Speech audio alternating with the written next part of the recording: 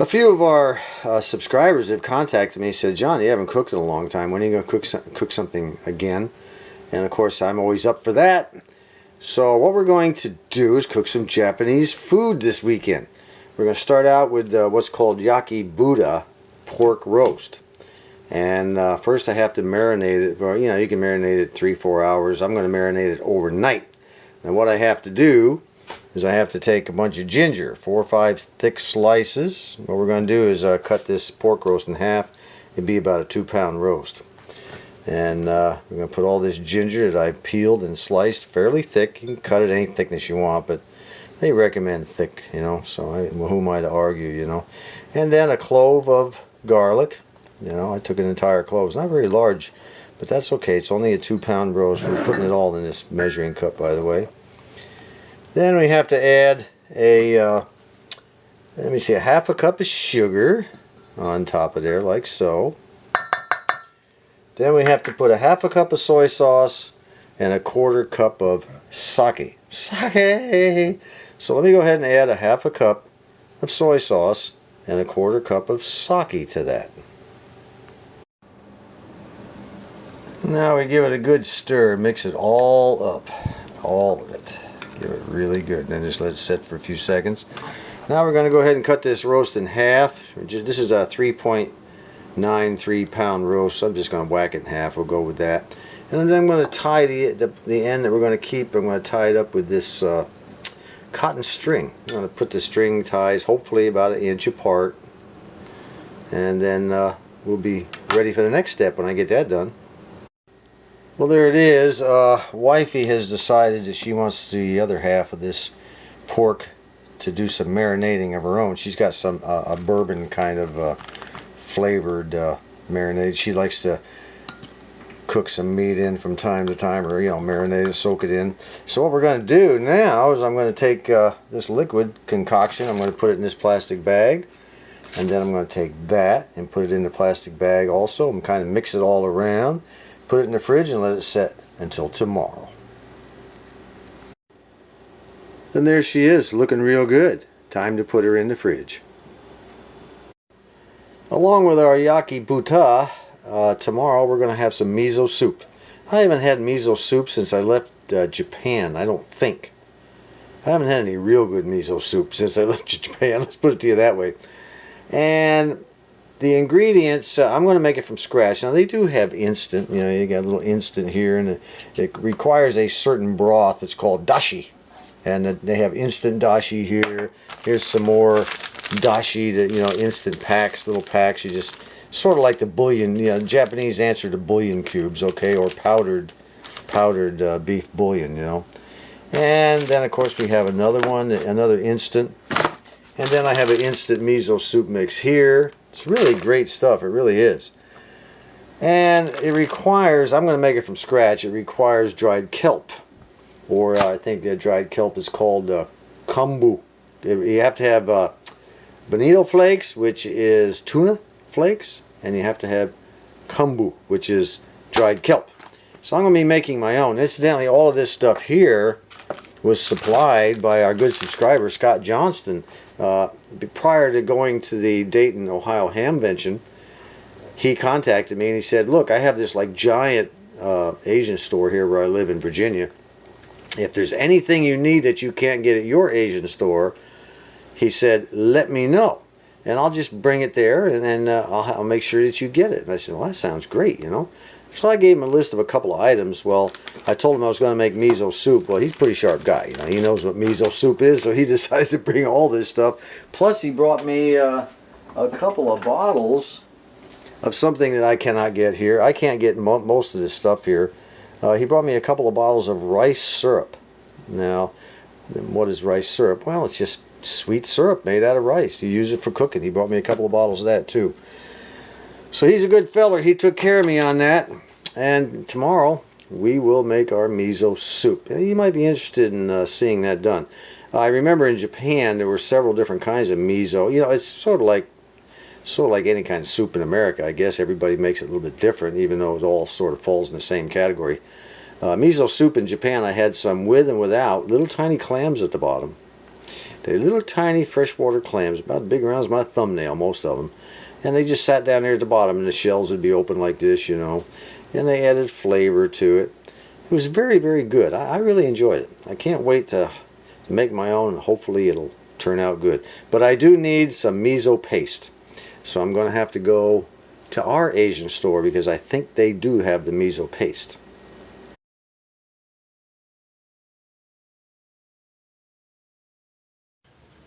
Well, the old potatoes are starting to die away, and that's good. That's good. We're turning yellow here. This particular row right here is all dying away, and this row right here is dying away ahead of the others. The others are still pretty fresh and green, but they're turning yellow on the ends, as you can see right there. So, you know, usually I harvest potatoes around July 4th this year. I may wait just a little bit longer until they completely dry up and basically look like this one right here. And then I'll let them sit in for maybe another week before I dig them up. The corn's doing really well, better than I expected. Eventually it'll get up around this high, and I can go ahead and put a string in these eyelets all the way around these things, and that'll hold the corn up, keep it from falling over. I've had that happen and the crows show up. I just hate it when that happens. All that work for nothing. And these babies here I found really do the job. Cucumbers are going crazy. I've got a few bumblebees working the flowers. I haven't got any cucumbers yet though. I'm looking for the first one. There's a bumblebee right down in there. Well, he just flew away. And our bell pepper plants finally perked up. I've been using that that TNT, it's called, tomato booster, and I read on the back the other day you can use it for anything. Well, if that's the case, I'll put it on anything, which I did. And of course, look at our Alyssa Craig onions. They're actually starting to do something. Of course, I don't think I'll get much out of them by the end of the year. It's already coming up on the middle of June.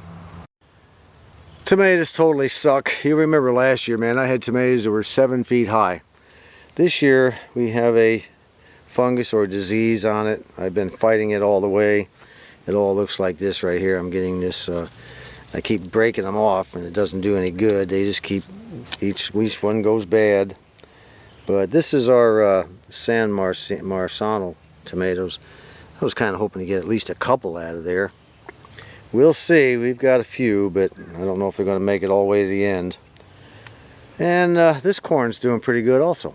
Not as good as the other one, but still getting up there. And these tomatoes over here, again, are also not doing very well. I keep breaking off the old, diseased branches and tossing them out in the yard. And it seems to be doing better, but I don't know. They're not 7 feet tall this year, that's for sure. I've also got a few potato plants scattered here, there, and everywhere amongst the tomatoes, and I've even got some over with the cucumbers, and they're beginning to dry up and fade away also. So maybe I'll get a potato out of here. I don't know. Well, if I just get 2 potatoes, it was worth it, Now the experimental potatoes that we planted in these pots, man, they're just going great guns. There's not a dried up yellow leaf on them anywhere. I just can't get over this. And of course, you don't really know until you empty the pots what's in there. But boy, I'll tell you, I sure got some nice plants. And still, the radishes totally suck canal water. They're just nothing. I mean, this is coming up on over 3 weeks, and look what we got here. You got to be kidding. What is wrong with the dirt inside this box frame I built? I don't understand. All I did was till it up and add some fertilizer and put a little bit of Scotch stuff in there on this end.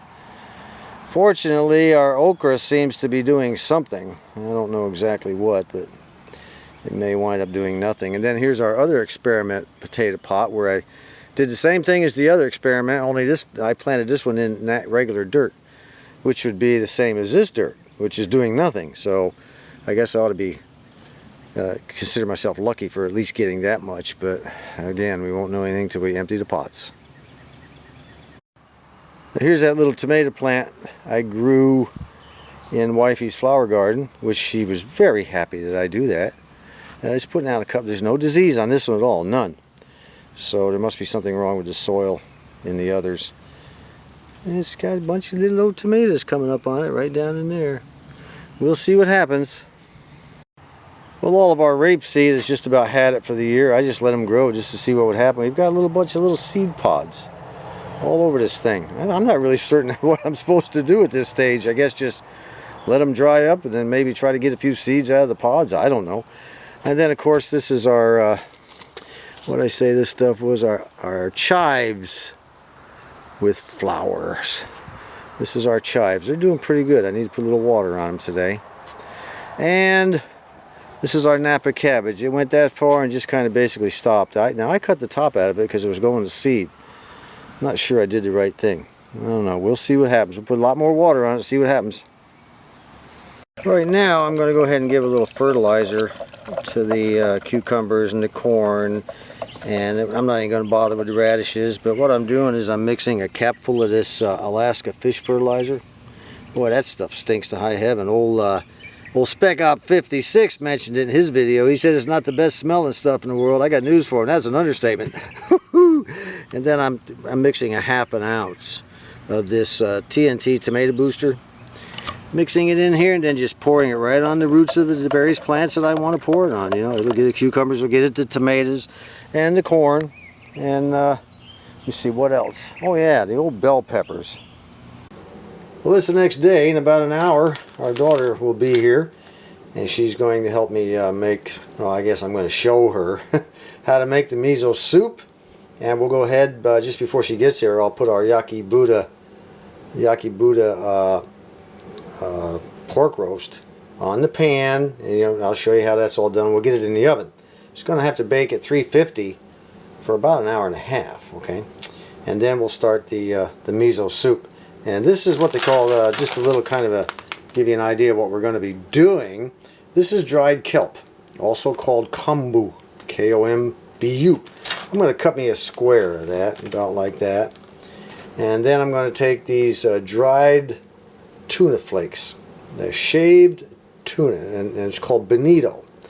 Bonito. And you know, you can get it in very large packages, or you can get it in individual little packages like this. It's not cheap, I'm going to tell you. We're going to take the kombu and the dried Bonito. We're going to put it in 4 cups of water. We're going to let it simmer there for about, oh, maybe 5 minutes. First I'm going to get the water simmering. Then we'll go ahead and put in the kelp, then the flakes. 5 minutes later, we'll strain it out into this bowl using this big old colander. We'll just strain it all out, and the bonito and the dried kelp will go in there. The juice will go in the bottom, and the juice is called the dashi. Dashi, D-A-S-H-I. Good dashi, or good soup stock, is what makes miso soup, just like any other soup. A good stock makes it good, and then we'll go from there. Well, our stove's coming up on 350 degrees. Let's get the old Yaki Buddha out of the refrigerator, out of the plastic bag, and dry it off and get it ready to cook. And there she is. We're going to go ahead and I've got it all patted dry, top and bottom, with the paper towel. Now we'll stick her in the oven. And what we're going to do is stick her on the top shelf. Top shelf in the oven. And there we go. She'll sit in there for an hour and a half. The daughter has finally arrived, and I'm going to cut a piece of this kombu, about that big right there, and then we're going to put it in a pot of simmering, boiling, but not boiling, but simmering hot water. You know, just set it right in there. Set it right down there. There you go. We're going to let that go ahead and soak and flavor that water for about a minute or so. Just let her simmer away. And we don't want it to be boiling. But at the same time, we don't want it to sit there doing nothing either. Okay, after a couple of minutes, now if you boil kombu too long, if you cook it too long, no more than 5 minutes, then it'll turn the water bitter. Okay, what you're looking for is just get the flavor out of it. That's all. Next, in a few minutes, we'll be adding the dried bonito flakes. Alright, go ahead and add the bonito flakes, sprinkle them around. And what we're going to do is let that soak for 5 minutes. I've turned the heat off. Now I only let that kombu cook for about 25-30 seconds. Now we'll go ahead and let the turn the heat off, and then we'll let the bonito flakes soak for 5 minutes. We're going to have a nice dashi. That's all there is to making dashi. kombu, and bonito flakes. Alright, it's been sitting for about 5 minutes, basically steeping. Okay, that's really what we're doing. It's almost like a tea bag, you know, steeping with a tea bag. We're going to take it and we're going to put it in the through the strainer and into the bowl and get rid of all this except for the liquid. Alright, there it is. We strained it twice. There's some very, very tiny bits of the bonito in the bottom, but we don't worry about that. And we're ready to add the next ingredients now. Now normally you can add tofu, anything you want to this. Remember, it's a soup, okay? But we're not going to add tofu because not so many people in the family except for me like tofu. So I cubed up some potatoes. Go ahead and dump them in there.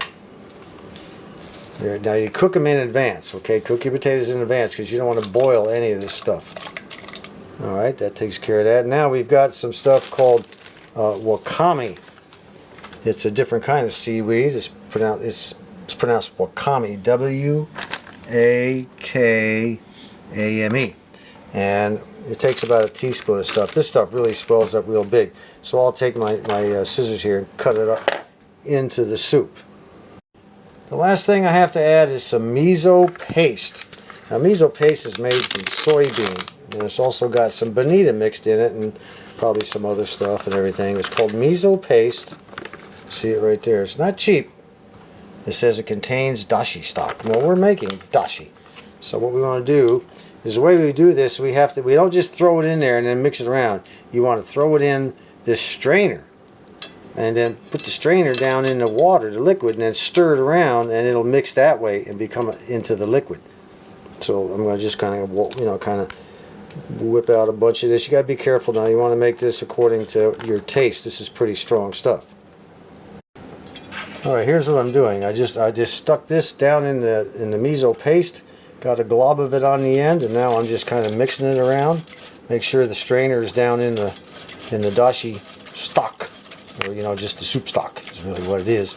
Then we'll mix it all around. Go ahead and lift it up a little bit.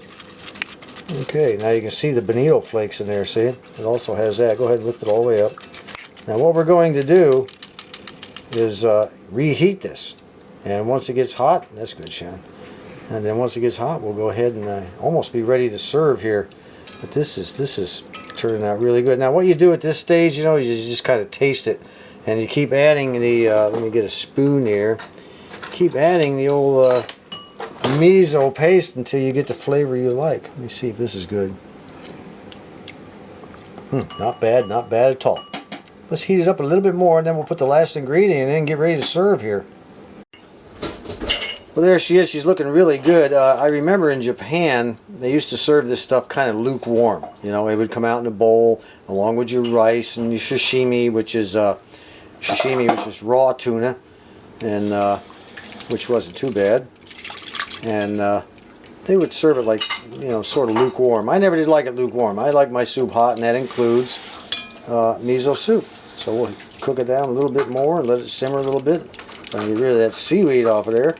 That's that wakame. See how that wakame goes in that really tiny stuff all the way up to really good size, but it's in there for flavoring. Now that's the way I remember the miso soup over in Japan. It would look clouded, look like little layers and separations. That's what it looked like. Now there's a light miso paste and a dark miso paste, which is a white and a red. I think this is more on the reddish side. You can get them and mix them together. One is stronger than the other. This is the reddish type. It's a darker type, and what we're going to do is kind of keep it fairly hot because we still have 8 more minutes to go before we take out the yakibuta pork roast. That's smelling pretty good. Well, time's up. Let's go ahead, get the old meat out of the oven and set it on top of the stove and see what it looks like. Alright, now what I'm going to do is cut the strings, and then I'm going to take this little old brush right here. This is my own thing, not necessarily the way the Japanese do it. I'm going to take a little bit of sesame oil on the brush, not much. I'm going to kind of brush it around, make it look nice and shiny and good to eat. Then we're going to do some slicing. Well, the daughter's doing the untying. I'll tell you what, it looks really good. Get that thing all untied, and we'll get her sliced. Alright, she looks pretty shiny already, but I'd like to put just a little bit more on there, just to kind of makes it look so good to me. I like not a whole lot. I'm just kind of basically touching it taking a little bit and making it go a long way. Yes. Now tell me that doesn't look good, huh? Yeah, does it look good, Shannon? Looks good. Looks good. It does look good, don't it? Okay, time to slice her up and see what the inside looks like. I'll tell you what, folks. I am ready to eat. Look at that. That looks so good all the way through. Cooked perfectly. By the way, the inside was 165 degrees. That's what I cooked it to. 2-pound pork roast. Let's eat. Oh, yeah. All right, the final touch for the miso soup is to garnish with some green onions. Just like that. Now we're ready to serve. You want some, Shannon? Give me a bowl. Get them little potatoes and everything going there.